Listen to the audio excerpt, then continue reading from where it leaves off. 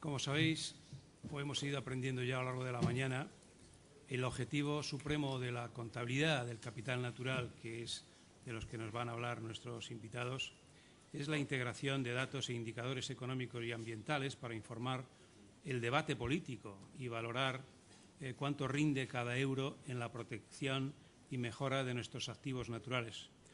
O dicho de otro modo, cómo es deficiente la gestión de los recursos. Sin duda, la implementación de la contabilidad del capital natural marcará seguro un antes y un después en el debate político y en el uso de los recursos naturales. Este complejo trabajo seguramente reclamará que todos y cada uno de nuestros departamentos, de las administraciones públicas y, desde luego, de nuestras empresas, deben prepararse para una transición hacia la declaración de sus impactos y de su dependencia del capital natural, y seguramente también permitirá en los próximos años detectar con la debida antelación, que sería el gran objetivo, las barreras que las competencias por el acceso a los recursos naturales del planeta cada vez más escasos plantearían a nuestro crecimiento potencial. Nuestros invitados, que son don Antonio Martínez Serrano y Ana Luisa Solera, nos van a hablar de ello. Una breve reseña de su currícula. Antonio es licenciado en Ciencias Económicas y Empresariales por el Colegio Universitario de Estudios Financieros, CONEP, de la Universidad Complutense de Madrid, y pertenece al Cuerpo del Cuerpo de Estadísticos Superiores del Estado desde abril de 1997. Ha ocupado distintos cargos en la Administración Pública Española, su director general de Relaciones Internacionales, su director general adjunto de Relaciones Internacionales, delegado provincial en Burgos y un largo etcétera en responsabilidades administrativas. En la actualidad desempeña el cargo de su director general responsable de las estadísticas agrarias, medioambientales y financieras. Y tiene entre sus funciones, las funciones de la subdirección general, todo lo relacionado con las estadísticas medioambientales, las estadísticas financieras y el censo agrario. Representante de España en los grupos de directores de la Comisión Europea, Eurostat, en el ámbito medioambiental y agrario, así como en otros foros del Consejo de la Unión Europea, la Organización para la Cooperación y el Desarrollo Económico y Naciones Unidas. Ha sido director de multitud de cursos, más de un centenar, y experto y consultor internacional con publicación de numerosos artículos. Creo que vas a intervenir. Interviene Antonio. Pues, sin más circunloquio, le cedemos la palabra a Antonio Martínez Serrano. Muchas gracias. Sí, muchísimas gracias, José María, por la presentación que hemos hecho conjuntamente Ana Luisa Solera, colega subdirectora adjunta de la unidad, y yo. En primer lugar, nos gustaría agradecer a todos los organizadores de este evento por su cordial invitación al Instituto Nacional de Estadística para participar y exponer un producto bastante novedoso. De hecho, por ahora el Instituto Nacional de Estadística tan solo ha publicado cuentas satélite medioambientales de forma piloto, y por primera vez en los próximos días, antes del 30 de septiembre, enviaremos a la Oficina de Estadística de la Unión Europea los primeros datos sobre cuentas medioambientales sometidos a un reglamento comunitario, que es el 691/2011, sobre cuentas de emisiones a la atmósfera, impuestos medioambientales y flujos de materiales.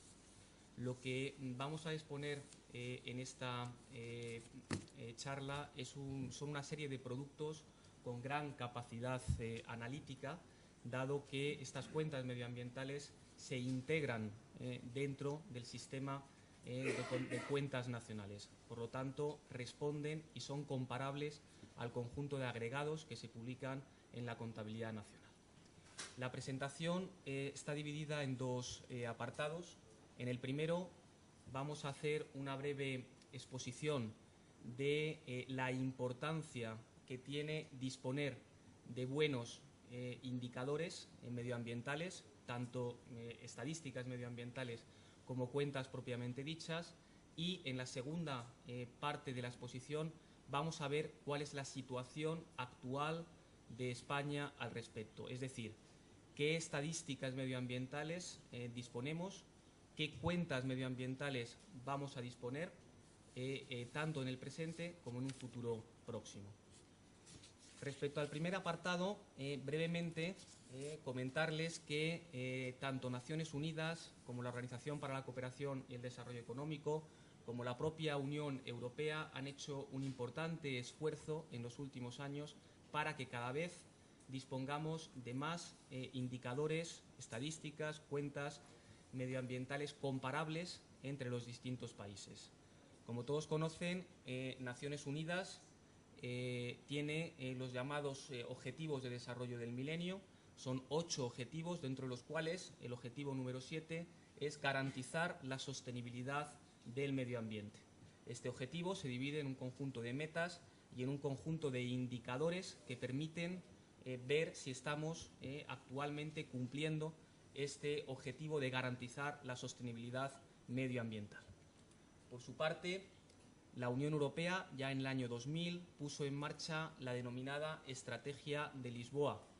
En esta estrategia se planteaban una serie de objetivos de cara al año 2010. Entre ellos, por ejemplo, se decía que se debía crear una tasa de empleo, pasar de una tasa de empleo en la Unión Europea del 63% al 70%. Bueno, todos saben que en estos años de crisis económica y financiera, pues después de estos 10 años conseguimos llegar al 63,3%, muy lejos del objetivo que nos propusimos. También había otro objetivo que decía que el crecimiento medio, medido en términos de Producto Interior Bruto, debía ser de un 3% a lo largo de estos 10 años. Pues bien, el crecimiento medio de los países de la Unión Europea fue en torno al 1%. Esta estrategia de Lisboa fue por todos reconocida como un fracaso y actualmente el futuro de esa estrategia de Lisboa es una nueva estrategia que es la conocida como Europa 2020. ¿Qué fue lo bueno de esta estrategia de Lisboa en términos estadísticos? Que permitió a los países de la Unión Europea desarrollar un conjunto de indicadores. De hecho, había 14 indicadores en lista corta, 42 indicadores divididos en 6 grupos, de 7 indicadores cada uno, y uno de estos grupos se dedicaba especialmente al tema medioambiental. Actualmente, en la estrategia Europa 2020 se plantean una serie de objetivos quizá menos ambiciosos en cuanto a contenido que se planteaban en la estrategia de Lisboa, y esta estrategia para el conjunto de la Unión Europea pretende un crecimiento inteligente, un crecimiento inclusivo y lo que nos ocupa, lo que nos importa quizá más a los aquí presentes, un crecimiento sostenible. Promueve una economía más eficiente en cuanto a los recursos, más verde y más competitiva. Es importante destacar que en esta estrategia se establecen 5 objetivos. Se pretende conseguir un 75% de tasa de empleo, un 3% del PIB dedicado a la I+D+I, y hay un objetivo que es el conocido como 20-20-20, y es la reducción de emisiones de gases de efecto invernadero en un 20%, el incremento del consumo de energías renovables en un 20% y el incremento de la eficiencia energética. También hay otra serie de indicadores en términos de educación y de pobreza. Un último aspecto que también nos gustaría destacar es los trabajos que ha desarrollado la conocida como Comisión Stiglitz y el Sponsorship Group para medir el progreso, la felicidad y el desarrollo sostenible. Esta comisión Stiglitz nace hace aproximadamente 5 años y los principales motivos de su creación fueron 2. De hecho, el inicio de la crisis económica y financiera actual a finales del 2007 hizo que se hicieran muchas críticas a los economistas y a los estadísticos por no haber sido quizá capaces de haber predecido la intensidad de la crisis que actualmente estamos sufriendo. Esto hizo que se criticase o que afectase a la credibilidad de los indicadores que las oficinas de estadística a nivel mundial y especialmente en la Unión Europea estamos elaborando.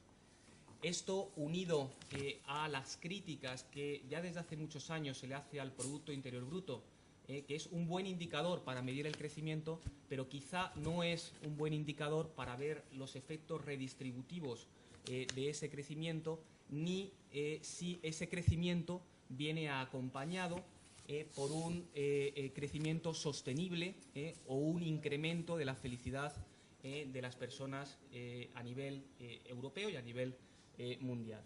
Estos dos motivos hicieron que el presidente entonces de la República de Francia, Nicolas Sarkozy, crease esta Comisión para la Medición del Crecimiento Económico, integrada por reconocidos académicos, economistas, directores de estadística y expertos de Naciones Unidas, Banco Mundial y el Instituto Francés de Estudios Políticos. Esta comisión estuvo presidida por el premio Nobel Joseph Stiglitz, y también participaron CEN y FI2C. Por eso se le conoce como Comisión Stiglitz-FI2C. Entre las principales recomendaciones de esta comisión surge la necesidad de disponer de un conjunto de indicadores físicos y económicos que permitan disponer de información medioambiental comparable. Y lo más importante es que a raíz de estas recomendaciones de la Comisión Stiglitz se creó a nivel europeo lo que conocemos como un sponsorship o un grupo de alto nivel donde participamos distintos presidentes, distintos presidentes de las oficinas de estadística de la Unión Europea, y este sponsorship respondió a los objetivos que pretendía esta comisión. Y las principales mandato que tenía este sponsorship era complementar el Producto Interior Bruto con indicadores sociales y medioambientales, mejorar la rapidez y la oportunidad de la información, proporcionar información más precisa sobre la distribución y las desigualdades, elaborar una relación europea de indicadores de desarrollo sostenible y ampliar las cuentas nacionales a ámbitos sociales y medioambientales. Este sponsorship trabajó en 4 task forces, de las cuales una se dedicó exclusivamente a los temas de sostenibilidad medioambiental. Y esa task force ha trabajado durante los últimos años en las metas que tenemos en la presentación. La primera es potenciar el desarrollo del sistema europeo de cuentas medioambientales, el desarrollo de cuentas medioambientales sobre la ecoindustria, los bienes y servicios medioambientales, los gastos en protección medioambiental y los activos naturales. Desarrollar indicadores de suelo y biodiversidad y mejorar los datos y desarrollar cuentas medioambientales en el área del agua y de los residuos. Y precisamente en esta situación estamos actualmente a nivel de la Unión Europea.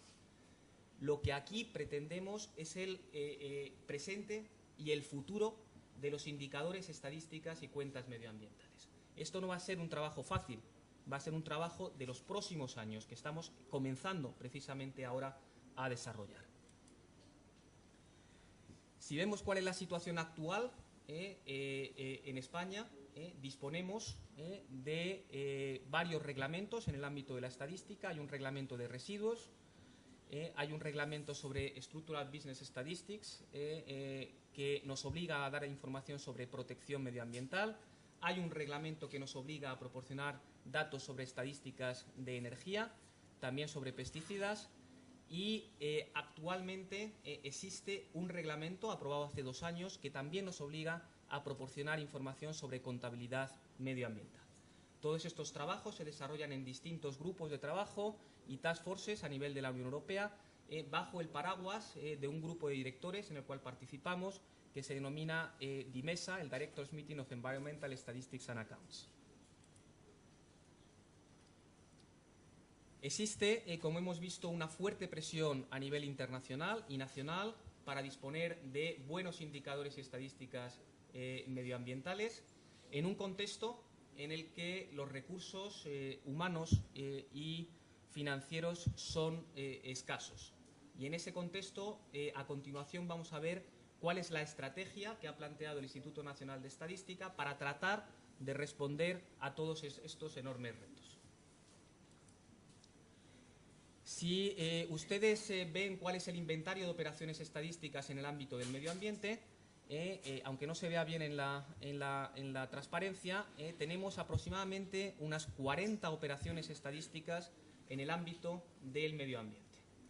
De estas operaciones estadísticas, el Instituto Nacional de Estadística desarrolla indicadores sobre actividades de protección medioambiental, uso del agua, tanto suministro y saneamiento del agua como uso del agua en los distintos sectores, desarrolla estadísticas sobre generación, tratamiento de residuos, indicadores de desarrollo sostenible y también elabora las cuentas medioambientales. Lo que tienen arriba es el inventario de operaciones estadística actual y lo que tienen abajo es el inventario de operaciones estadísticas que recientemente hemos modificado.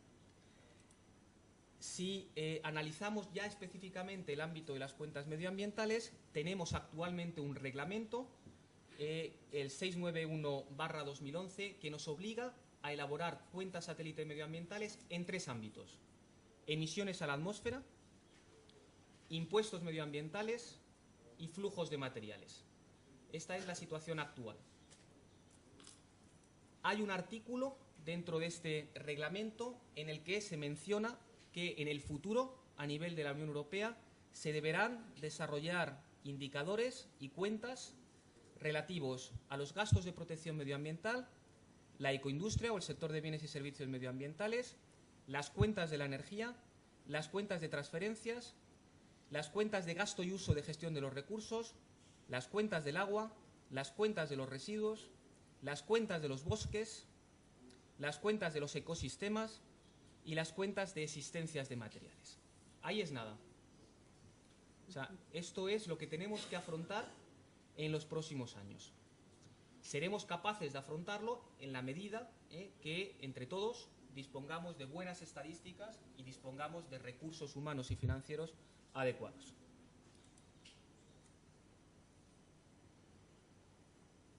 Actualmente, en Bruselas estamos discutiendo, en el marco del Consejo de la Unión Europea, una primera modificación de este reglamento 691/2011 que nos obligará en los próximos años a elaborar 3 nuevas cuentas, que son las de gasto de protección ambiental, las de cuentas de bienes y servicios ambientales y las cuentas de la energía. Para una tercera fase está previsto desarrollar cuentas del agua, cuentas de los residuos, cuentas de los bosques y cuentas de los ecosistemas. Esto actualmente para Eurostat, para la Oficina de Estadística de la Unión Europea, tiene prioridad, por decirlo así, 3. Es decir, la prioridad máxima es la prioridad del reglamento actual, que serían las cuentas que vamos a ver a continuación: emisiones a la atmósfera, impuestos medioambientales y flujos de materiales. Prioridad número 2 es el reglamento actual.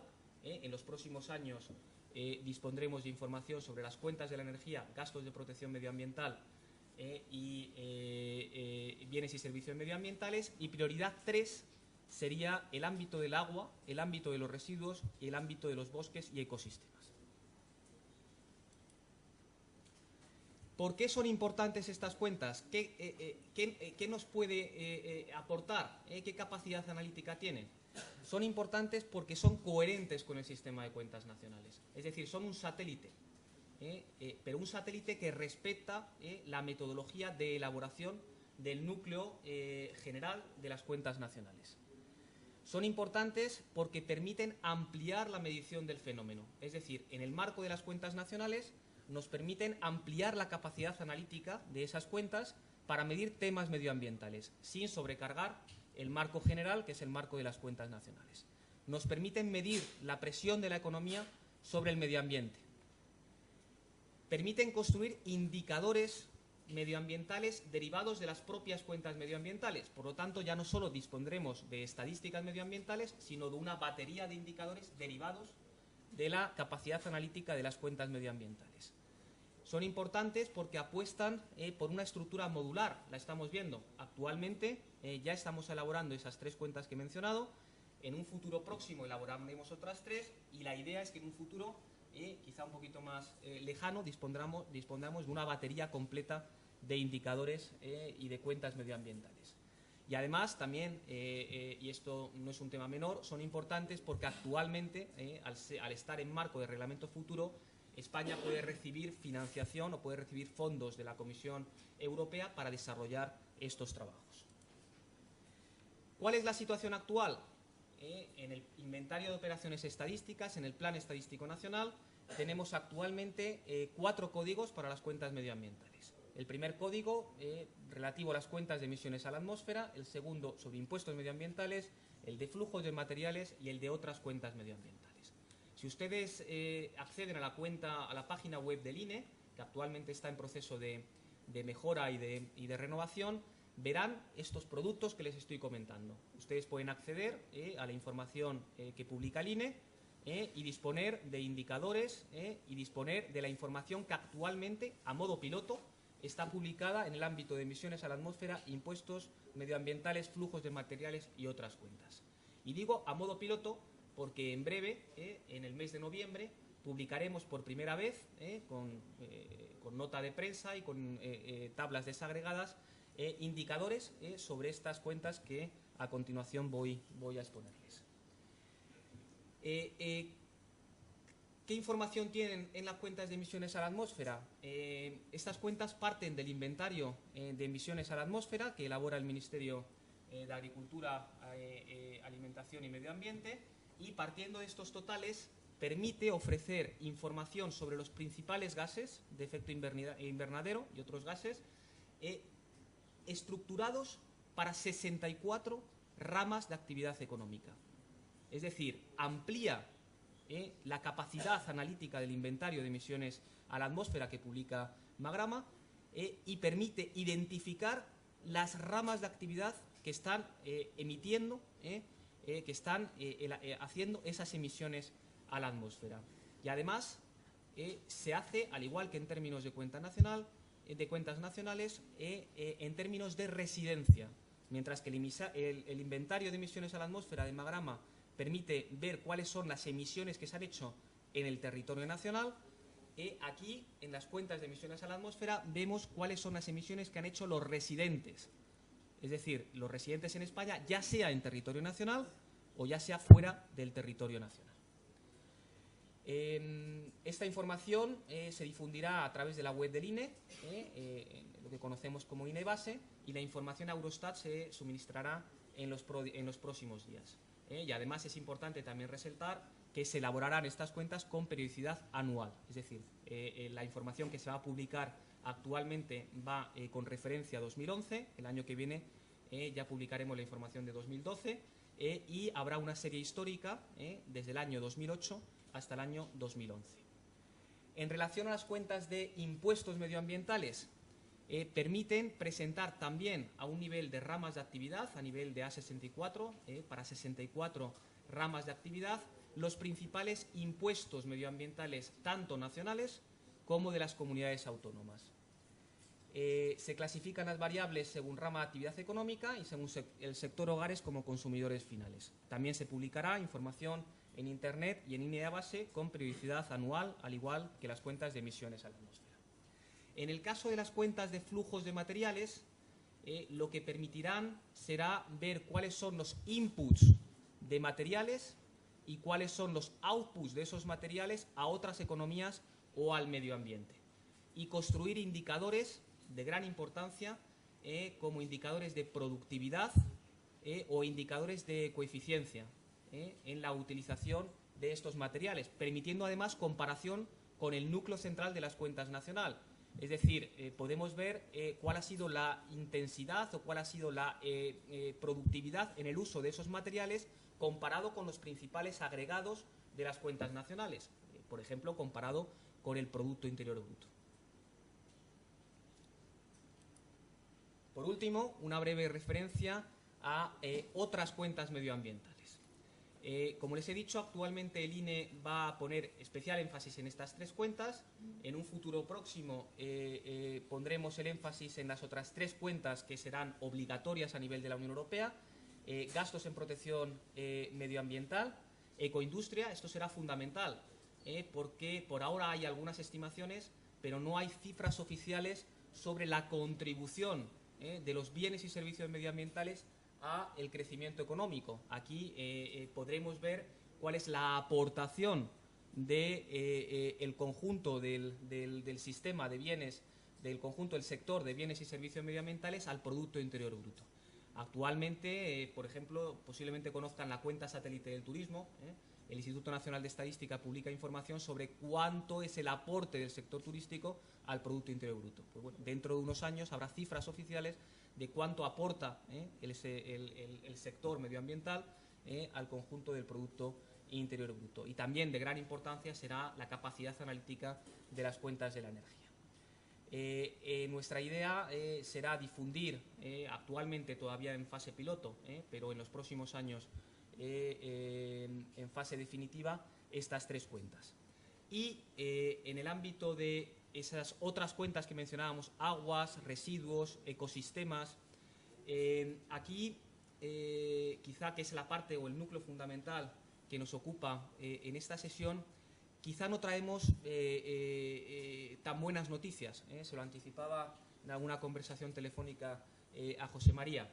¿Y por qué no tenemos tan buenas noticias? Se está trabajando mucho en el ámbito internacional. De hecho, hay un grupo, el grupo conocido como el Grupo de Londres, que lleva ya varios años trabajando en las cuentas de los ecosistemas. De hecho, hace 2 años se aprobó en el marco de la Comisión Estadística de Naciones Unidas el manual sobre contabilidad medioambiental, pero se aprobó lo que es el núcleo global. A ese núcleo global habría que añadir una serie de anexos, y entre esos anexos están las cuentas de los ecosistemas. Actualmente hay muy pocos países en el mundo que ya tengan resultados sobre las cuentas de los ecosistemas. En España hay algún estudio piloto. Si entran en la página web, el último creo recordar del año 2000 aproximadamente, sobre las cuentas de los bosques. O sea, sí que hay una publicación sobre las cuentas de los bosques, pero a modo piloto. ¿Cuál es nuestra intención? Tratar de retomar esos estudios en un futuro, si bien en el ámbito actual de la Unión Europea esto no se ha considerado como una prioridad positiva actualmente. La principal prioridad a nivel de la Unión Europea será desarrollar esas 6 cuentas que hemos desarrollado en detalle, y para un futuro próximo abordar esas otras cuentas de los residuos, del agua, de los ecosistemas o de los bosques. Estamos con esta última diapositiva, finalizamos la presentación y estamos a su entera disposición para responder a las preguntas, y por supuesto ahí tienen nuestros correos electrónicos, y encantados también de que nos puedan contactar a través de correo o teléfono para responder las cuestiones que les surjan. Muchas gracias.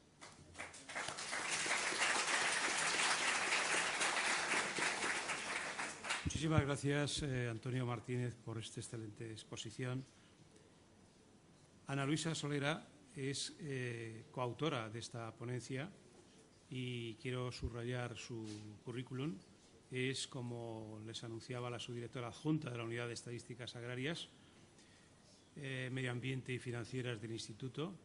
Desde su incorporación al INI en 1992 y hasta el año 2012 ha desarrollado su actividad profesional en las cuentas nacionales, en concreto en el marco de las tablas Input-Output de la economía española, con la responsabilidad de su directora adjunta de esta unidad. Es licenciada en Ciencias Económicas, especialidad de Economía Cuantitativa por la Universidad Autónoma de Madrid, y es máster en Gasto Público y Programación por el Instituto de Estudios Fiscales. Ha participado en numerosísimos cursos de formación de estadísticos europeos. Ha participado también en una larga lista de trabajos europeos y reuniones internacionales, y también como profesor de los principales cursos relacionados con la contabilidad nacional, y en publicaciones y artículos de enorme relevancia. Pasamos al tiempo de las preguntas. Creo que son fáciles, Antonio. Y nos preguntan: ¿tiene el INE intención de elaborar la cuenta experimental de los ecosistemas antes de 2020? Muchas gracias por la pregunta. No es tan sencilla, José María. O sea, la palabra intención, como es ambigua, así a bote pronto diríamos intención, por supuesto. por supuesto que tenemos intención de elaborar esa cuenta y esas otras 10 cuentas que les he mencionado a lo largo de la exposición. Otra cosa es que seamos capaces. Actualmente han podido ver que la demanda a nivel internacional es amplísima y actualmente nuestra prioridad, tanto a nivel internacional como nacional, es dar preferencia antes de las cuentas de los ecosistemas a esas otras cuentas que les he mencionado. Dado que para 2020 faltan todavía 7 años, intención, por supuesto. ¿Lo lograremos? Ojalá lo lograremos, pero desde luego nuestra intención sí es cubrir el ámbito de las cuentas de los ecosistemas entre los trabajos que estamos desarrollando. La siguiente pregunta. En las futuras cuentas del bosque, además de la madera, ¿qué otros productos van a ser valorados?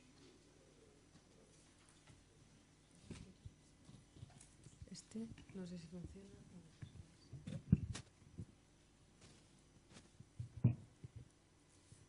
Hola, bueno, pues la verdad es que es una pregunta que tendríamos primero que analizar cuando llevemos a cabo esta operación. Actualmente no es una de nuestras prioridades llevar a cabo estas cuentas, aunque no me cabe duda como personal que he sido de las cuentas nacionales que serían de gran interés. Sabéis que las cuentas de los bosques básicamente incluye el bosque que tiene un interés productivo. Entonces, como subproductos se podrían incluir, se me ocurre ahora, otros productos secundarios que se deriven de ellos, como son las resinas. En algún momento se ha hablado de estos productos de crecimiento natural, como pueden ser las setas, no sé el nombre ahora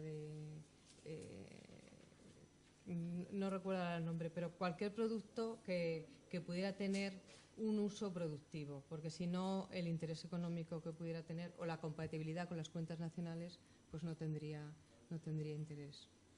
Pero ya os puedo decir que ahora mismo, como no es una de nuestras prioridades, pues no os puedo dar tampoco mucha más información.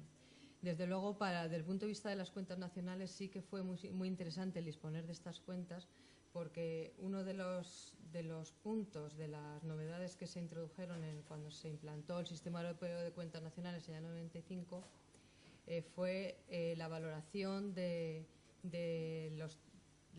la variación de las existencias de los trabajos en curso. Y uno de los trabajos en cursos que hay en la silvicultura son los árboles en crecimiento.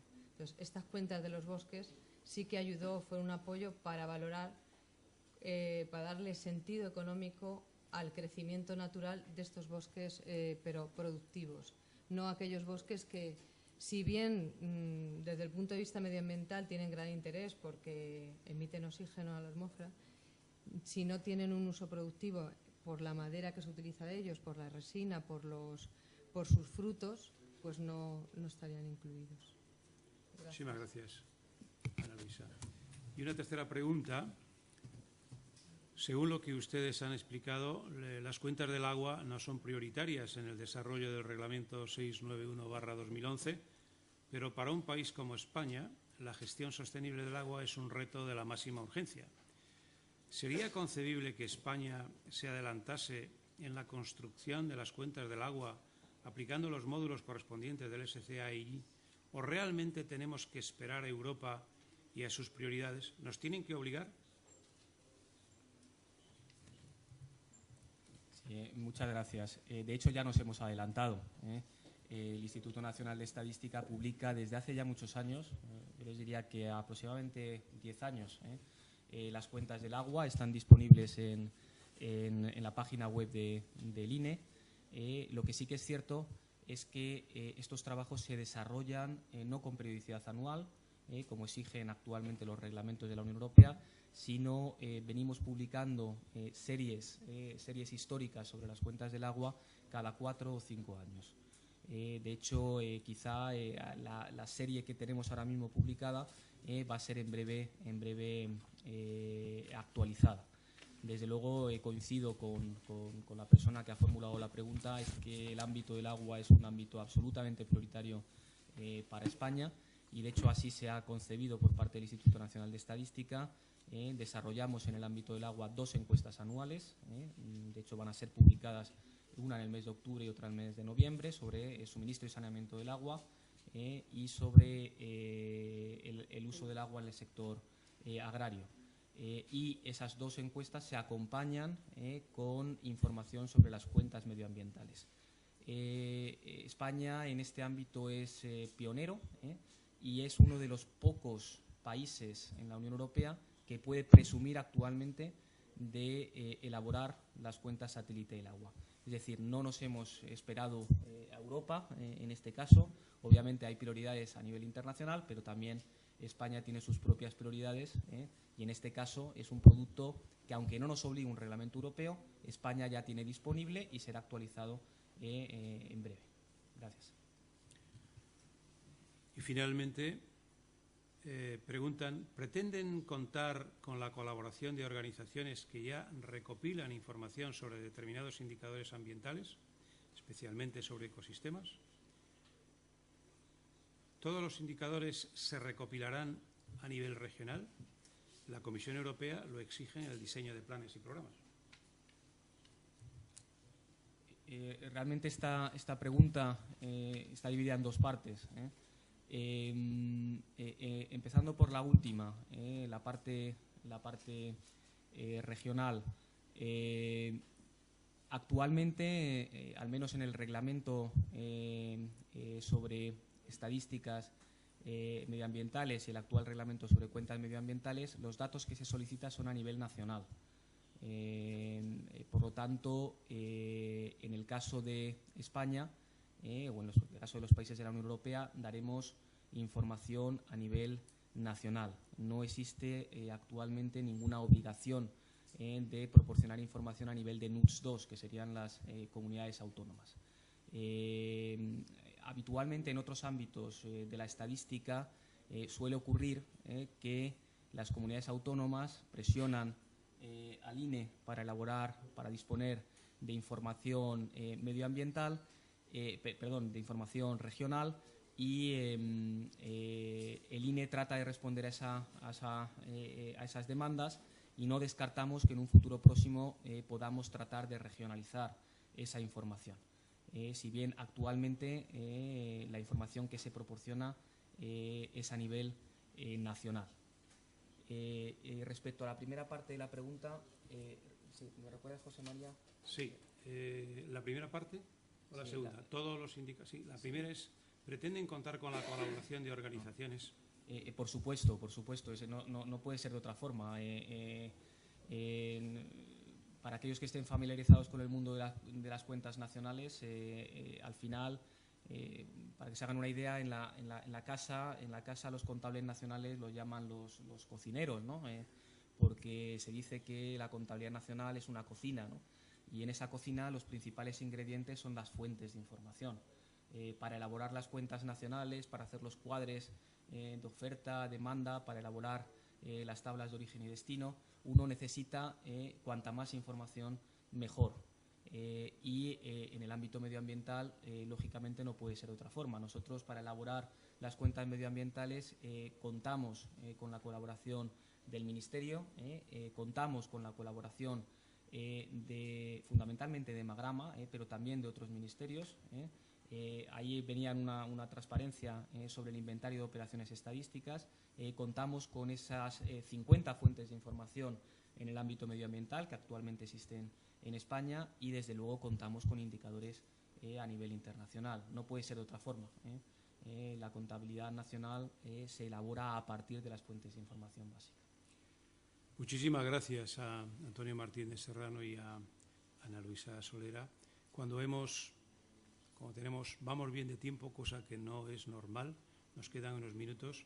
Quiero subrayar que, y se ha dicho aquí inicialmente, que es enormemente importante el liderazgo de las instituciones económicas y de manera particular nuestra Oficina Nacional, nuestro Instituto Nacional de Estadística, porque como recordábamos al inicio de esta sesión, economía y ecología pues son dos conceptos que une el capital natural, y de ahí la enorme relevancia en que desde el lado económico se tire de esta iniciativa, y ahí contamos pues con nuestro INE.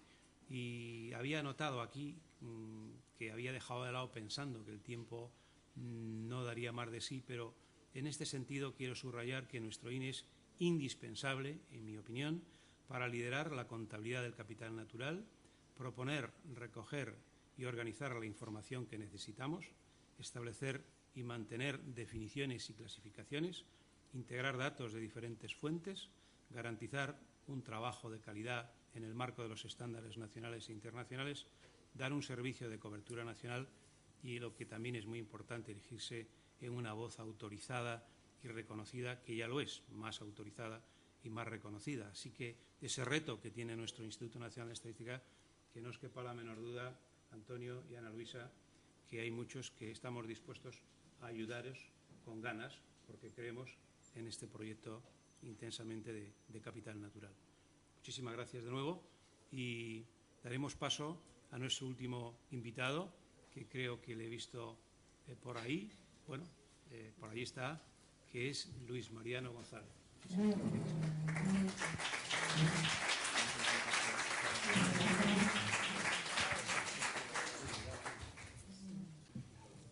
Bien, pues la buena noticia es que tenemos a Luis Mariano para contarnos cosas que alguien ha reclamado aquí, especialmente Michael Jenkins, ha subrayado especialmente, y yo también, y el honorable Barry Gardiner, la importancia de acompañar la política del Gobierno, un poco del Commander and Control, pues con la participación de los mercados.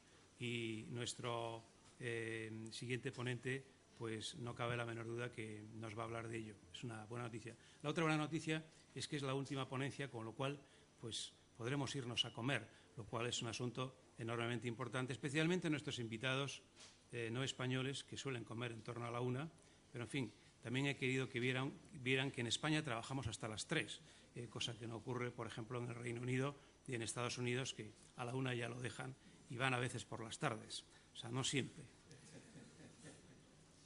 Los bancos de conservación deberían, en mi opinión, ser atractivos, ya que permiten hacer conservación en el marco de los mercados, donde los hábitats de las especies amenazadas o en peligro de extinción son tratados más como un beneficio, en mi opinión, que como una responsabilidad. Es un asunto enormemente importante.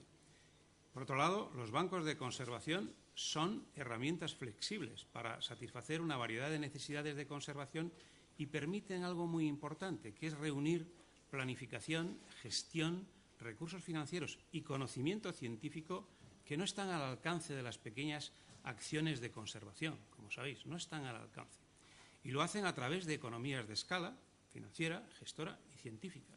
Es para mí un gran valor que quiero destacar.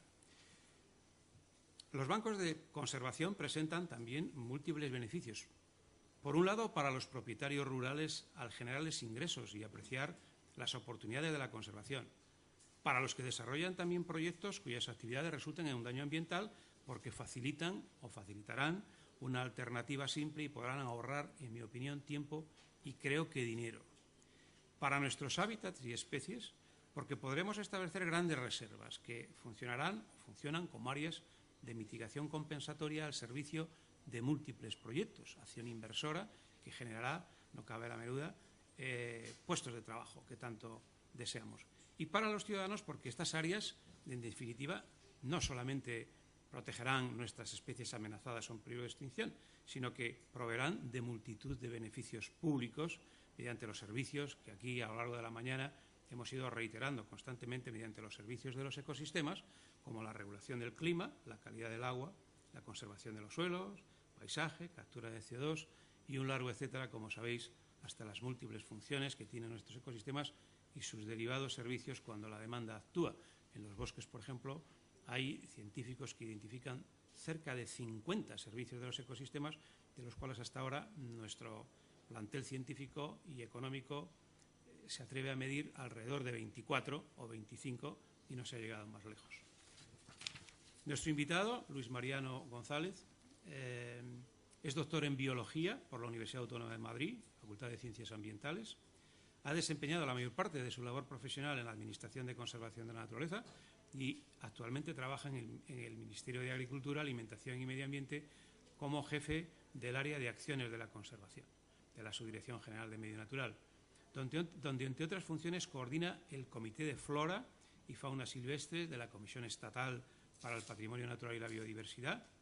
Se ha especializado en biología de conservación de especies amenazadas, dirigiendo las estrategias, planes y proyectos que realiza la Administración Estatal para la protección de las especies incluidas en el catálogo español de especies amenazadas y actúa de coordinador de las estrategias españolas también de conservación de especies amenazadas.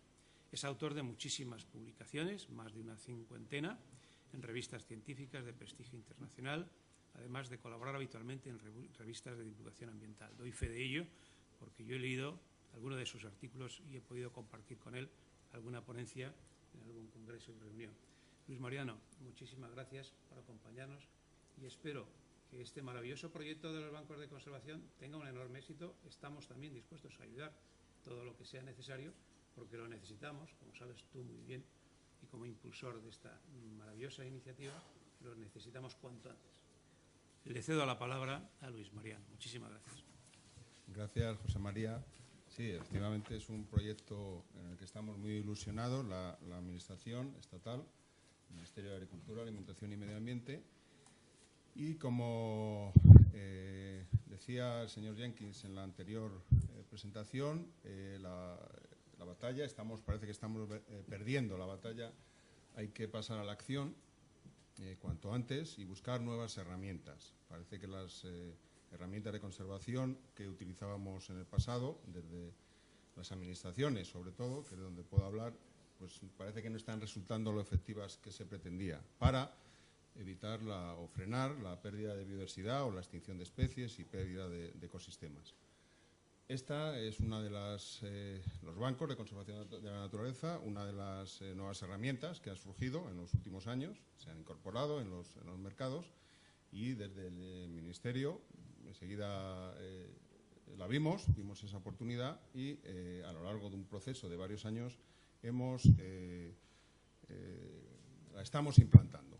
Como ha dicho el secretario de Estado, se ha incluido en el proyecto de ley de evaluación ambiental que está ahora mismo en tramitación parlamentaria, con lo cual ya hemos acabado esa primera fase de pasar de la reflexión, acopio de información, a trasladarlo a nuestra normativa para que pueda poder implantarse en las tareas y en las funciones de las administraciones españolas. La charla, bueno, era la última, intentaré ser rápido porque igual estamos un poco cansados. Los bancos de conservación de la naturaleza es un mecanismo complejo y nuevo y en esta exposición pasaré por encima e intentaré dar una visión general de cómo funcionan, cómo es, la experiencia que hemos recibido sobre todo de Estados Unidos y cómo intentaremos implantar esta herramienta en España. Va a ser muy, muy general porque aborda muchos aspectos, es muy horizontal y toca muchos temas que no va a dar tiempo. El tema de los bancos de conservación ya aparece en el Plan Estratégico Estatal del Patrimonio Natural y la Biodiversidad. Es un plan que tenemos la Administración Estatal en desarrollo de nuestra ley básica, que es la ley 42, la Ley de Conservación del Patrimonio Natural y la Biodiversidad. En ese plan, que se realizó hace 2 años, se aprobó por Real Decreto, figuraban tres que he resaltado en esta diapositiva, tres directrices, tres orientaciones para las administraciones. Que estas 3 orientaciones es donde convergen los bancos. La primera es la necesidad de incentivar la colaboración de la iniciativa privada en los deberes de las administraciones públicas para conservar la naturaleza. Es decir, según las leyes, las administraciones tenemos que conservar el medio ambiente, pero la realidad es que no podemos. No tenemos ni medios ni estamos dotados lo suficiente para este deber. Y debemos incorporar la iniciativa privada a esta tarea, sin eludir esa responsabilidad. Esa es una de las directrices que este plan estratégico nos impuso o nos orientaba. La segunda directriz de este plan estratégico. El plan estratégico básicamente lo que nos dice es a dónde queremos ir o dónde deben ir las administraciones. Es que busquemos nuevos mecanismos de financiación, porque con los mecanismos actuales no podíamos, para facilitar esta intervención privada en los fines de conservación. Y en concreto, una de las acciones de este plan estratégico, que es la primera que figura en nuestra normativa, la 817, figuraba la frase estudiar y regular los bancos de biodiversidad, como se llamaba, dándoles la máxima prioridad. Es decir, en el año 2011 ya figuraba en nuestra normativa. Y finalmente, por eso digo que en los bancos convergen tres, el primero la iniciativa privada, el segundo la búsqueda de financiación y el tercer pilar donde convergen los bancos es la necesidad de evaluar y mitigar adecuadamente las afecciones al medio ambiente, que ya lo ha dicho esta mañana el secretario de Estado. Tenemos ciertos problemas con las compensaciones ambientales derivadas de las obras y proyectos que generan impacto ambiental. En estos tres pilares es donde los bancos de conservación de la naturaleza pueden y deben resultar una herramienta útil. Volviendo al último punto, a la necesidad de evaluar y mitigar correctamente los impactos ambientales, en la nueva ley que está en trámite de evaluación ambiental, uno de los principios que se ha incorporado debidamente, como sabéis, sintetiza varios reglamentos, un reglamento y varias disposiciones anteriores, establece el principio de la jerarquía de mitigación, que se está incorporando en todas las normativas internacionales, que básicamente, a través de unas directivas comunitarias, lo que dice es que primero hay que prevenir, primero evitar y prevenir, segundo corregir y tercero compensar los impactos ambientales de las obras y actividades humanas que generamos. Como sabéis, hasta ahora, compensar era una opción, no era obligatoria, solo, excepto cuando afectaba a Red Natura 2000. Este principio general de la jerarquía de mitigación se ha incorporado en esta ley. En este diagrama, ahí os quería que vierais cómo se organiza la pérdida o la ganancia de un valor natural, los impactos residuales, que es donde las medidas compensatorias más pueden ayudar. Es decir, una vez que evitamos y prevenimos los impactos mediante medidas correctoras, siempre nos queda un impacto residual que no hemos podido evitar ni corregir y que tenemos que compensar o contrarrestar.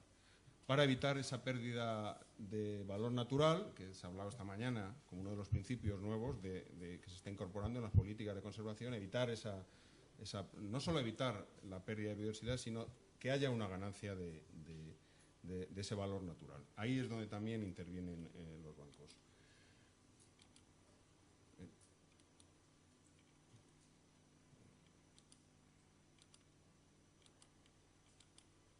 Bien.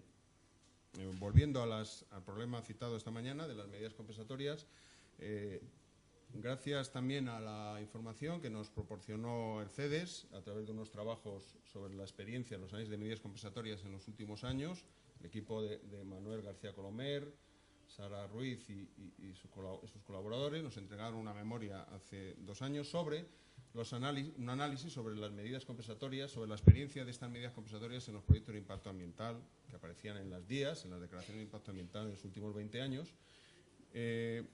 Lo voy a poner para que tengáis un poco de información, para que veáis por qué hemos llegado al tema de los bancos.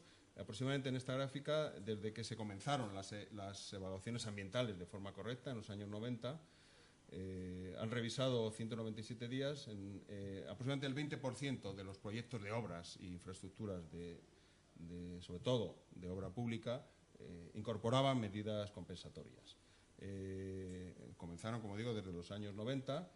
Estas medidas compensatorias se ejecutaban durante o posteriormente a la obra y tanto en Red Natura como fuera de ella. Aproximadamente un 54% de estas días incorporaban las medidas compensatorias cuando había relación con Red Natura. Y también, en muchos casos, fuera de Red Natura, aunque no fuera obligatorio. Es decir, el mensaje, como sabéis, hay 4 tipos de medidas compensatorias, pero básicamente las que se utilizaban en España en los últimos 20 años, aparte de ser en el sitio o fuera del lugar de afección, se dirigían estas actuaciones en especie, es decir, a compensar de forma ecológica realmente el daño o la afección que se hacía sobre la especie o el hábitat. Otro tipo de medida, que era la más habitual, era compensar no en especie, mediante estudios, proyectos, o el típico ejemplo de crear un polideportivo cuando se destruía una laguna para el pueblo. Es decir, no compensar no directamente por las pérdidas ambientales que generaban. Y finalmente, la cuarta tipo de medida, que también era muy habitual, o está siendo muy habitual, son los pagos indemnizatorios, que era simplemente contribuir con una cantidad al ambiente o a las sociedades afectadas por estas obras.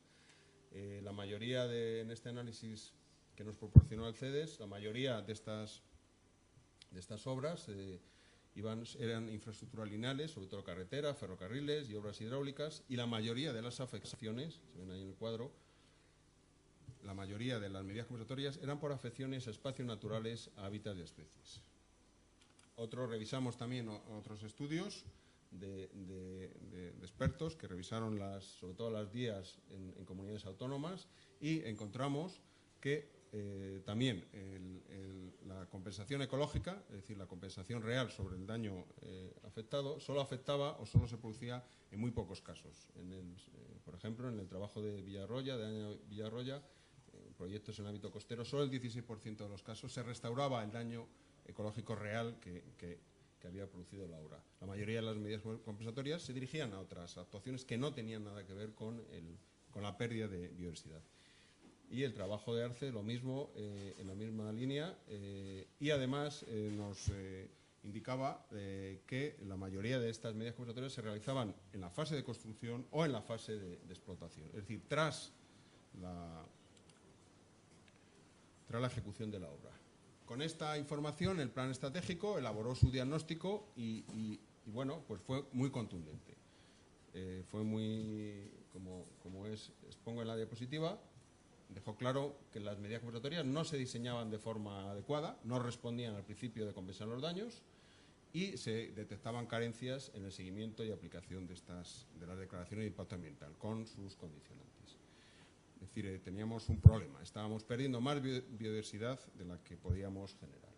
¿Cuáles eran las razones de por qué no funcionaban las medidas compensatorias? Este mal funcionamiento también genera problemas a los promotores de obras, porque tardan mucho más en adquirir las autorizaciones, generan gastos innecesarios y al final se crea una situación incómoda y las obras incluso llegan a pararse porque puede haber, como ha habido en algún caso, denuncias.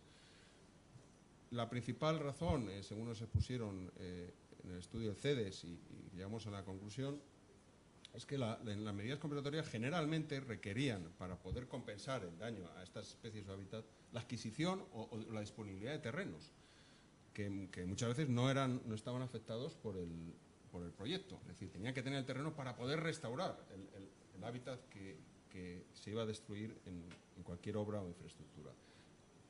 Claro, para un promotor o una empresa disponer del terreno, pues no es fácil, es muy complejo.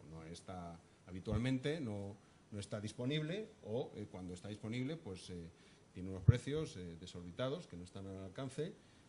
Hay que ir a la línea de las expropiaciones, con lo cual se tarda mucho más tiempo, eso genera demoras y también hay que llegar a acuerdos entre administraciones y propietarios, y los propietarios de los terrenos que les vas a expropiar pues tampoco están de acuerdo. Este mismo esquema de mal funcionamiento ocurrió en los Estados Unidos. Tenían los mismos similares problemas en los años 80 del siglo pasado, y buscaron como solución para este problema la creación, o inventaron la idea de los bancos de conservación. Los norteamericanos pues tienen buenas ideas, también inventaron los parques nacionales, es una idea suya, y han inventado los bancos de conservación. Es otra idea de los norteamericanos y la estamos intentando copiar como solución a estos problemas. Según la definición de general o aceptada en Estados Unidos, un banco de conservación es un terreno donde se realizan actuaciones de protección, de mejora o de restauración de especies y hábitats que tienen algún valor, están amenazadas o tienen un interés. Se gestionan esos valores a perpetuidad, para para siempre, y al cambio el titular del terreno que ha hecho esa actuación recibe unos créditos por una autoridad reguladora.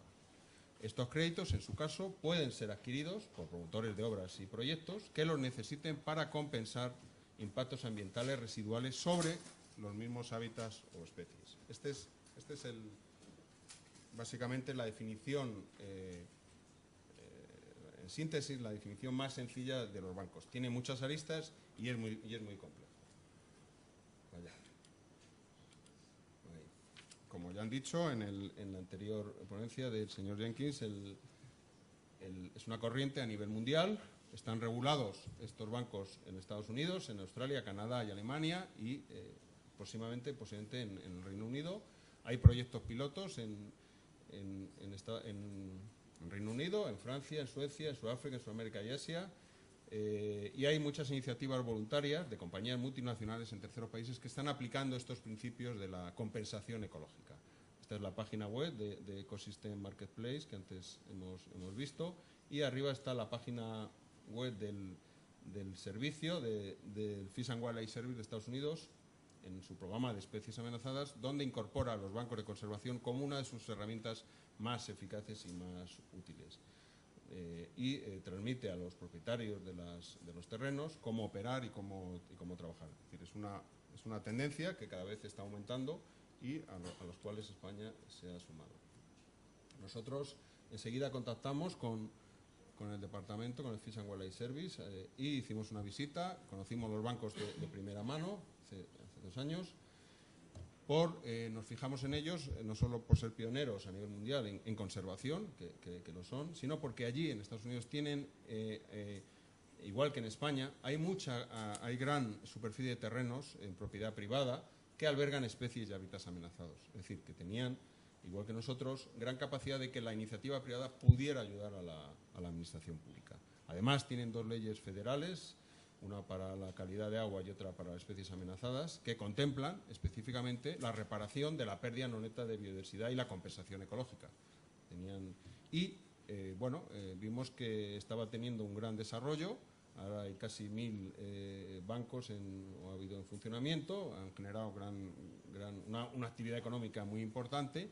Como ya dijo el señor Jenkins en la anterior ponencia, miles de millones de dólares se están intercambiando entre promotores y titulares de los bancos para ayudar a la conservación de biodiversidad. Es decir, es un mercado que está funcionando y está funcionando bien en Estados Unidos. Entonces, la idea, como copiamos la idea de los parques nacionales, la idea es copiar los bancos. A nivel de la Unión Europea también se ha fijado en esta nueva herramienta. Hay un grupo de trabajo en el que participamos. Pues este mecanismo figuraba desde hace años, desde el año 2007, en el Libro Verde sobre la utilización de instrumentos de mercado, en la política de medio ambiente de la Unión Europea. Hay una resolución del Parlamento Europeo instando a los países a que desarrollen este mecanismo, y recientemente una consultora contratada por la Comisión Europea ha presentado un estudio general donde ha valorado positivamente esta iniciativa. Estamos en la fase con todo el resto de países de la Unión Europea, de incorporar a nuestra legislación esta nueva herramienta.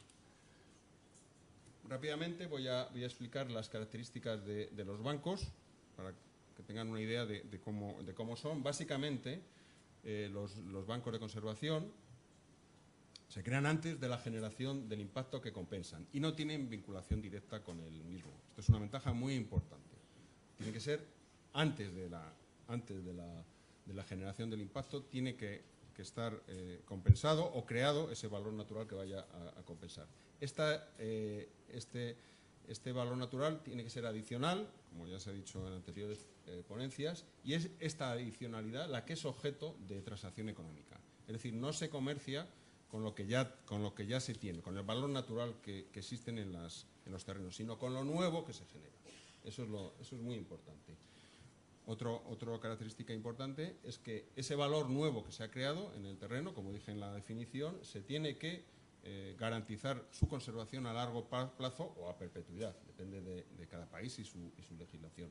Y se tienen que establecer o estableciéndose mediante unas garantías financieras y sobre la propiedad, unas servidumbres que llamaríamos en España.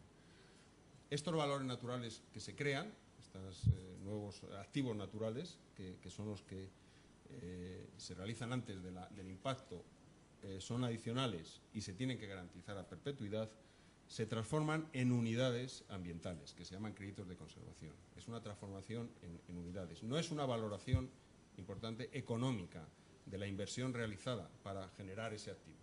Es una valoración ambiental. Eso es muy importante. Es decir, esta unidad natural, por ejemplo, si destruyo una hectárea de laguna, reconstruyo una hectárea de laguna. Y el crédito es una hectárea por una hectárea. No es el precio o el valor de lo que valga la laguna. Es el crédito, la unidad es una hectárea de laguna destruida, un crédito por una hectárea de laguna reconstruida. Esta es la unidad de intercambio. Normalmente estos créditos, que son los que forman realmente el banco junto con el terreno, se generan en el mismo ámbito geográfico, lógicamente es más fácil, o lo más cercano posible, pero siempre con la misma o similar función ecológica, el área de afección, lógicamente. Es decir, si destruyes de un tipo de especie o de hábitat, reconstruyes el mismo especie o hábitat, y en el caso de ecosistema se reconstruye con la misma estructura y con la misma función, que eso es muy importante. Estos créditos son otorgados según una cuantificación basada en criterios biológicos y ecológicos, no económicos. Lo he vuelto a insistir porque en algunos sectores no acaban de entender lo que significan estos créditos. Es decir, no es en función de la inversión económica ni de la elaboración económica de la actuación. Y estos créditos que son generados, basados en esta cuantificación, pueden ser objeto de transacción económica en un mercado libre. Así es como funcionan en Estados Unidos. ¿Qué tipo de actuaciones se contemplan en estas que sean generadoras de estos créditos que la autoridad reguladora te tiene que otorgar? Pues las actuaciones normales y corrientes que ya hacen, no solo hace la Administración, sino incluso ya hacían muchas propiedades privadas, que es la restauración o recuperación de especies y hábitats, también la restauración de la estructura y función muy importante de los ecosistemas, el mantenimiento de esas especies en un estado de conservación favorable cuando se necesite un esfuerzo, una actuación concreta para algún caso especial, la corrección de factores de riesgo, el fomento de conectividad. Son actuaciones que vayan dirigidas, por ejemplo, a restaurar hábitats y especies entre áreas fragmentadas o a crear corredores entre espacios naturales protegidos. Estas son básicamente las actuaciones que han sido más eficaces en Estados Unidos. Los componentes de estas, voy a ir rápidamente con las experiencias que nos trajeron en Estados Unidos. El componente básicamente de un banco son 6, básicamente. Primero está la autoridad reguladora, que ahí es el órgano federal, y tanto de aguas como para especies amenazadas, el Fish and Wildlife Service y los IC, que es quien otorga los créditos y quien autoriza el banco, que es la autoridad reguladora. Luego, estas autoridades delimitan unas áreas, que ahora explicaré, que son donde los propietarios de terrenos pueden realizar actuaciones y crear bancos generadoras de créditos. Luego está el titular del banco, allí denominan bank sponsor. Otro componente importante son las ONGs especializadas y consultoras ambientales, que ahí son las Land Trust. Básicamente serían como ONGs o empresas que tienen vocación de gestión en el territorio, que se dedican a gestionar o manejar territorio. Luego, el papel más importante de estos bancos es el acuerdo de conservación, el enabling instrument, que es como el acuerdo, es como el contrato que se firma entre la Administración y el titular del terreno, donde vienen especificadas a nivel muy fino, que no da tiempo evidentemente a detallar, pues el objetivo de conservación, el plan de manejo, es decir, las actuaciones que vas a hacer, cuántos créditos vas a recibir por cada actuación, cuándo, cómo y todas las condiciones y las limitaciones y las servidumbres. Es decir, que estás obligado a mantener el activo natural que generas, estás obligado a mantenerlo, no puedes destruirlo para siempre, es una limitación, y tienes que tener una garantía financiera, es un fondo fiduciario, por el cual lo que has creado tienes que mantenerlo siempre a largo plazo. Con el beneficio de la venta de los créditos, un porcentaje, es obligatorio incluirlo en este fondo fiduciario, y con los intereses de ese fondo, vas gestionando ese valor natural, con lo cual el propietario pues, no le supone más gasto adicional. Y también figura en este contrato el cálculo de asignación de créditos, que es una parte, que es lo que hace la Administración, que es donde interviene la ciencia, donde interviene son las reglas de equivalencia entre hábitats y especies, que es, digamos, la parte nuestra, que es la más compleja y la más biológica en este tema. Finalmente, se inscriben en un registro público, que es transparente, donde tienen acceso los créditos que se intercambian las empresas y las empresas que tienen los créditos. Obviamente, ahí no figuran los precios de intercambio, porque son precios que se pactan entre el comprador, promotor de las obras, que necesitan estos permisos, y los titulares de los bancos. El área de servicio, por ejemplo, os he puesto aquí el área de servicio para el puma de Florida. Es una de las especies que también ha sido beneficiada por este tipo de bancos. El área de servicio es el área donde la Administración dice, en base a sus estrategias y planes de conservación, que necesita realizar alguna actuación que ya no puede y que necesita que la iniciativa privada haga alguna actuación para esta especie. Delimita un área, en este caso el área azul es el área de reproducción y arriba en rayado, si se ve, es el área de dispersión. Es una especie que necesita corredores para moverse entre varios tipos de hábitat. Pues los tipos de bancos, según el tipo de área, de resumir un poco, según los tipos de bancos, pueden ser bancos en áreas de reproducción de las especies, tienen más valor, o pueden ser bancos en áreas de dispersión, que tienen otro tipo de valor, según el tipo de hábitat. El punto azul era un banco que se hizo en el área de reproducción del puma de Florida, y el punto rojo fue un banco que se hizo justo en el corredor. Se necesitaba realizar esa actuación. Es decir, en la delimitación de estas áreas interviene la Administración, y es la que diseña por dónde quiere que vaya una actuación en concreto. Para compensar, en este caso, era para compensar creo que era una autovía que iba a destruir o destruyó una parte del hábitat del puma de Florida. Y a cambio había que restaurar hábitat para esta especie. Pues si hay que restaurarlo, lo hicieron de forma que se restaurara en la forma que quisiéramos dentro de nuestros planes y estrategias. Es un poco la filosofía. Este es un ejemplo de un crédito, es un certificado que te da la Administración y certifica que tú has restaurado 1 hectárea o 2 o 20 o 100 de hábitat crítico o de dispersión del puma de Florida. Con lo cual, quien quiera o quien necesite como impacto residual destruir hábitat de puma de Florida, tiene que comprar estos certificados para que la Administración vea que ya has compensado con antelación el daño que vas a efectuar. Esa es un poco la filosofía parece sencillo, pero bueno, luego es muy complejo.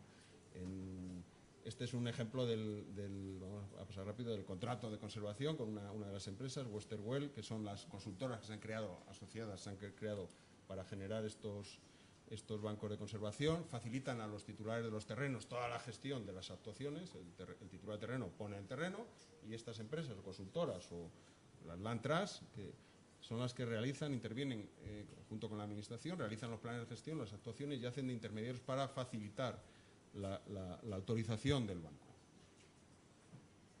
Bueno, figuran ahí todos los detalles. Este era un ejemplo: las garantías financieras, el plan de gestión, el cálculo de asignación de créditos, para que veáis un ejemplo. Es muy importante lo que os decía, el fondo fiduciario, para evitar, claro, que si tú has creado un valor natural en un terreno, tienes que mantenerlo a perpetuidad. Y claro, ¿de dónde sacas el dinero para perpetuar ese valor natural? ¿Quieres mantener una finca o hacer una restauración de bosques, etcétera?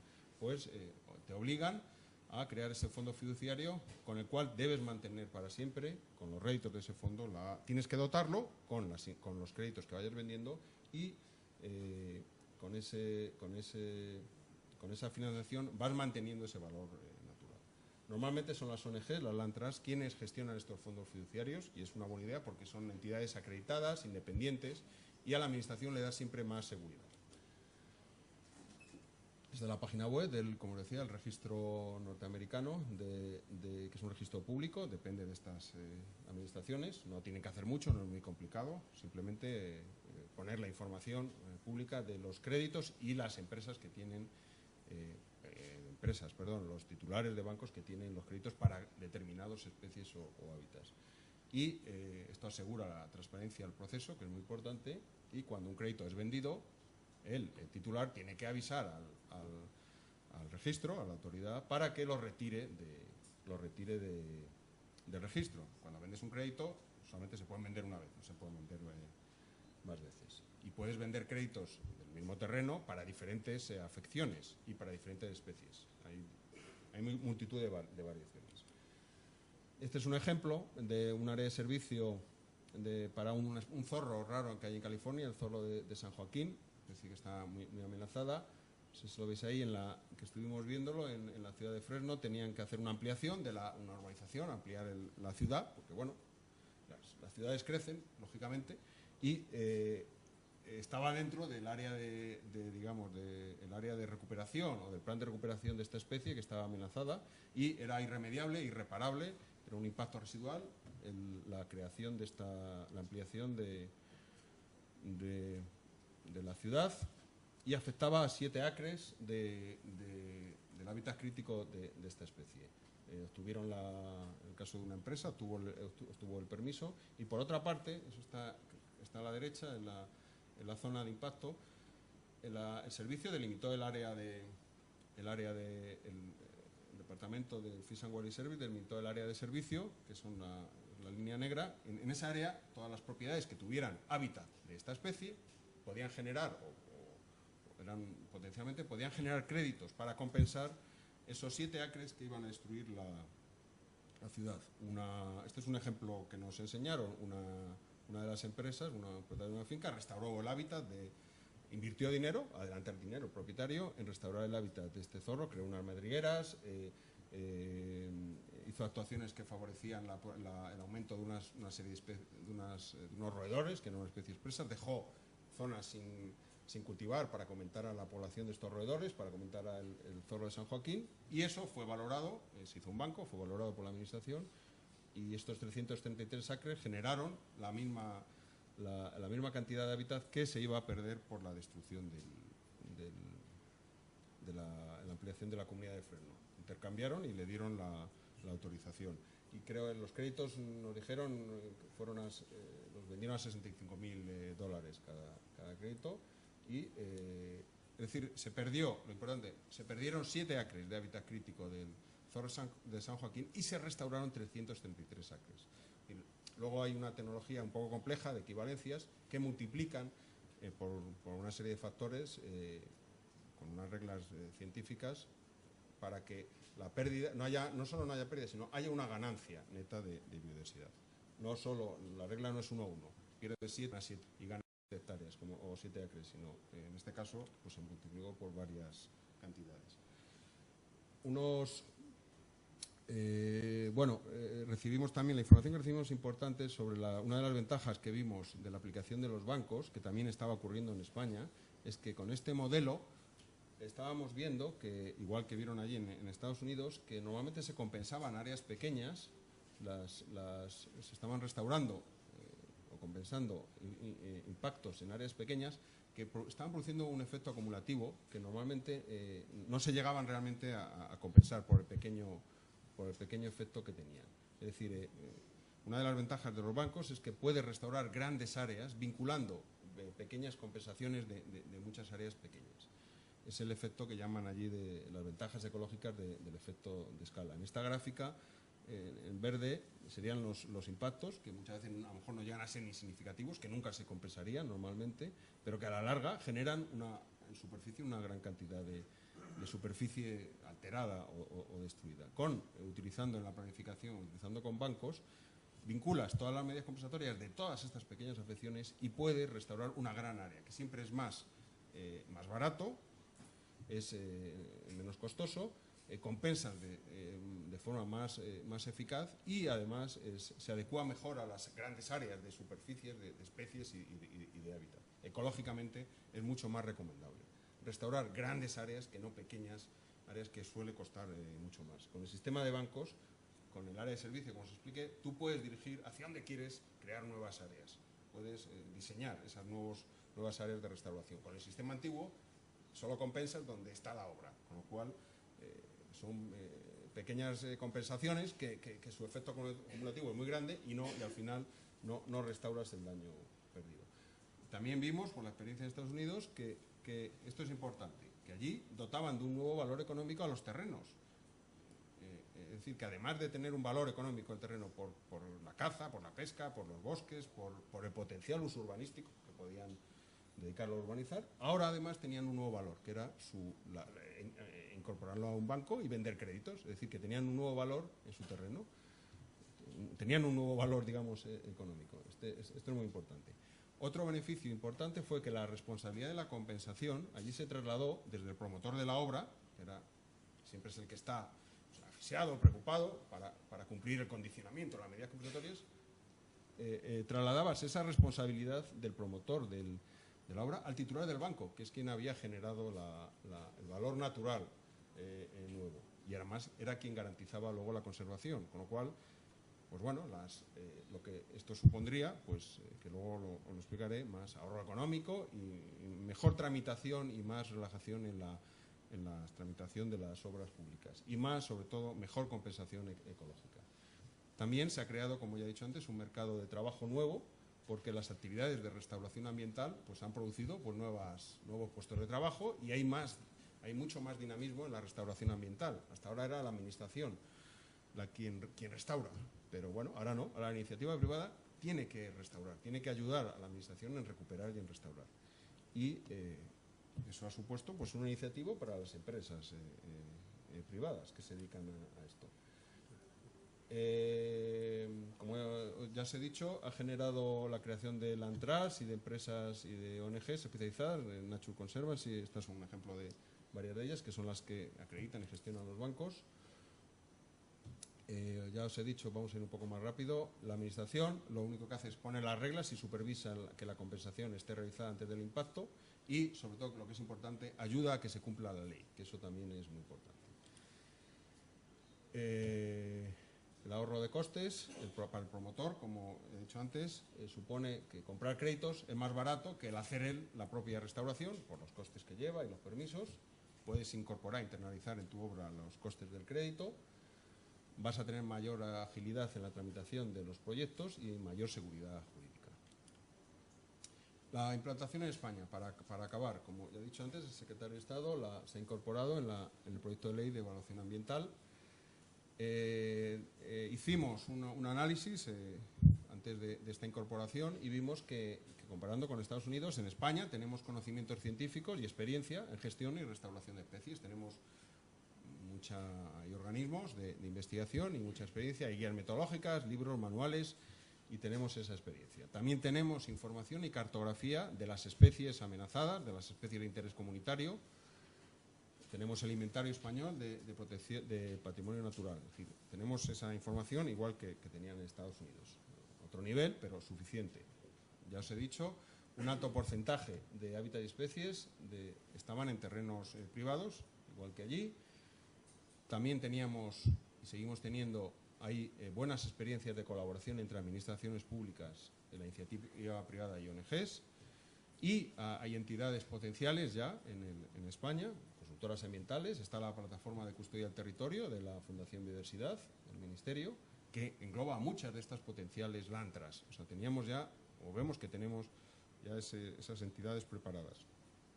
La normativa de protección es muy parecida a la de Estados Unidos. Tenemos la Ley de Protección de la Biodiversidad y Medio Natural, la Ley de Responsabilidad Ambiental, que contempla también medidas compensatorias, y la Ley de Evaluación Ambiental.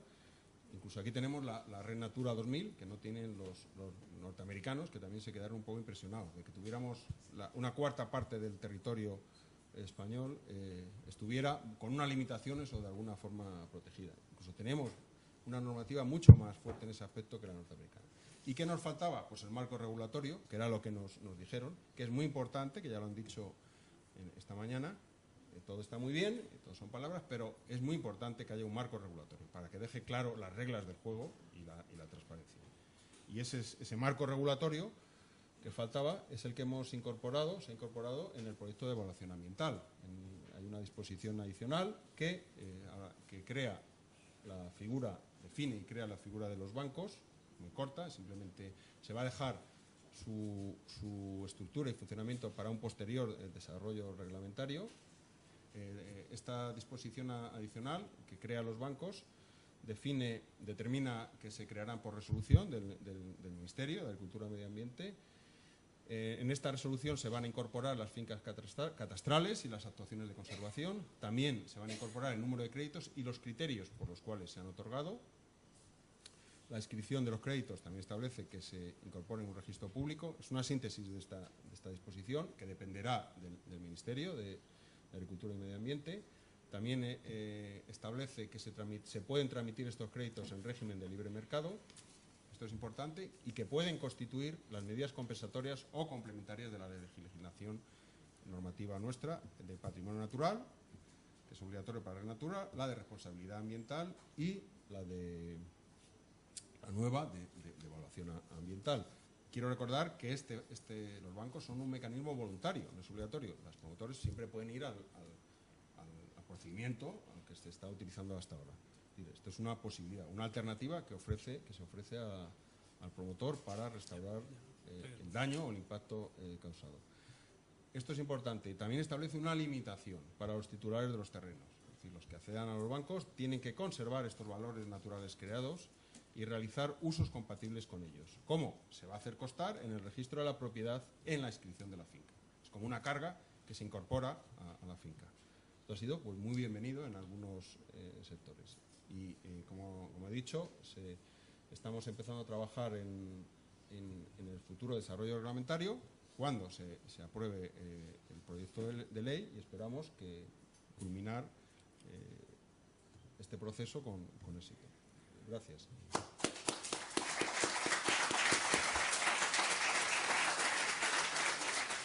Muchísimas gracias, Luis Mariano, por tu excelente intervención sobre bancos. Haremos todo lo posible para que tengan éxito, que es muy importante como acción conservadora. Hay una serie de preguntas, algunas se parecen un poco, y voy a tratar de plantearte... ¿Puedo hacer un comentario muy corto? Sí, por favor. Solamente para, ahora que están en el medio del diseño de este instrumento, hasta ahora todas las experiencias han sido terrestriales, ¿no? Y lo que estamos haciendo ahora, que me parece muy interesante para España también, es explorar cómo se puede usar bancos de conservación para lugares marineros y para costeros, porque arrecifes, por ejemplo, estas cosas. Espero que estás ya pensando un poco de eso, porque creo que hay una apertura muy interesante ahí. Muchísimas gracias, doctor Jenkins. Sí, he hablado del medio terrestre, que es un poco el reto de los bancos en España. Conocemos las experiencias, creo que en Canadá, en Australia, hay unos proyectos pilotos para compensar la pérdida de biodiversidad en el medio marino. Es decir, ahora mismo tenemos una ley de medio ambiente marino, pero todavía no contempla correctamente este tipo de compensaciones. Pero es un desafío que nos interesa mucho, sobre todo, tampoco nos parece correcto que por ejemplo, las pérdidas de biodiversidad que producen los descartes o la sobrepesca o las capturas accidentales, nadie las compensa. La sobrepesca o la pesca de especies no accidentales, nadie la está compensando. Entonces, como hay experiencias en otros países, por lo cual se están creando bancos para autorizar capturas accidentales de especies de albatros, de tortugas o incluso de especies de pesca, financiando actuaciones de conservación para las aves marinas en las áreas de reproducción. Es decir, que si tenemos éxito en la implantación en el medio terrestre, queríamos empezar a trabajar en la misma línea de conservación del medio marino, pero que yo sepa, todavía es muy incipiente. Pero es un poco aplicar el mismo mecanismo de compensación real y ecológica, no solo al medio terrestre, sino al medio marino. Y se puede hacer. Bien, gracias, Luis Mariano. Tenemos que dar paso rápidamente a la sesión de clausura.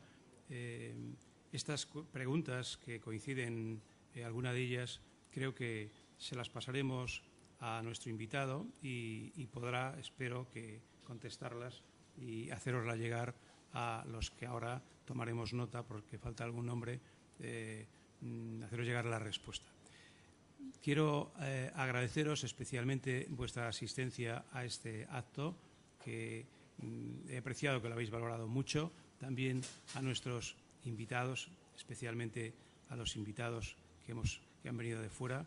Es muy agradable oír a personas que realmente creen en este proyecto de capital natural, que para mí también es enormemente importante desde la perspectiva especialmente de los colegios, seguramente, que hemos animado a llevar el conocimiento del capital natural. Seguiremos impulsándolo y trataremos de que nuestra Administración, nuestra Directora General de Calidad Ambiental, que está aquí, pues haga de todo lo posible para que esto vaya adelante. Así que muchísimas gracias. Haremos un documento de síntesis y os lo haremos llegar en un tiempo razonable. Y damos paso a la sesión de clausura.